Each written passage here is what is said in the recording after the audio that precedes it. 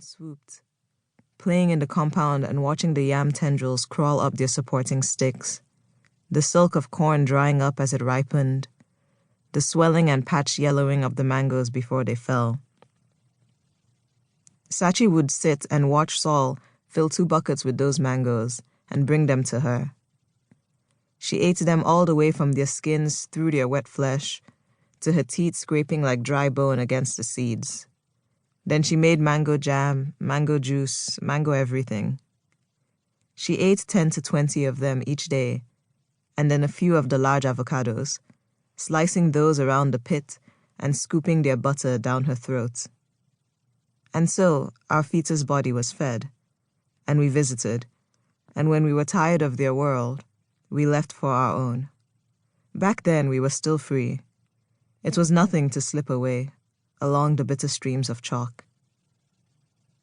In those Queen Elizabeth days, their taxi driver was a man who plastered the inside of his car with a slogan, "No shortcuts to success." The same words, growing thick as stickers piled on one another, some peeling and others glistening new. Every day, Saachi left her little boy Chima at home with his nanny, and the taxi driver would take her from the compound to Saul's clinic in the interior of the village. That morning, the day we died and were born, her labor started as they drove down the twisting red roads. The driver spun the wheel around, following her gasped orders, and took her to Aloma Hospital instead. As her body called to us and wrung itself out, all Saachi could focus on were those stickers, swarming around the seat, reminding her that the short way did not exist.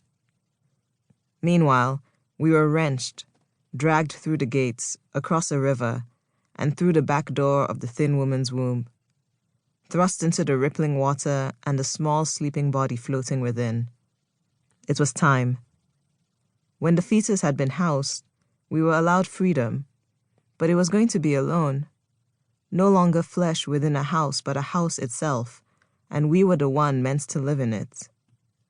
We were used to the warm thuds of 2 heartbeats separated by walls of flesh and liquid, used to the option of leaving, of returning to the place we came from, free like spirits are meant to be. To be singled out and locked into the blurred consciousness of a little mind, we refused. It would be madness. The thin woman's body was prone to quick labors.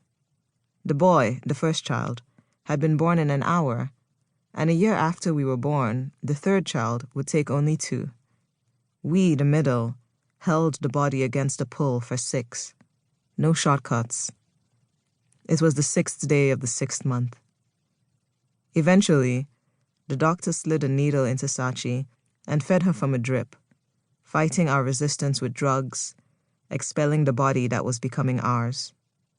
And so we were trapped by this unfamiliar birthing, this abomination of the fleshly, and this is how we ended up here. We came from somewhere.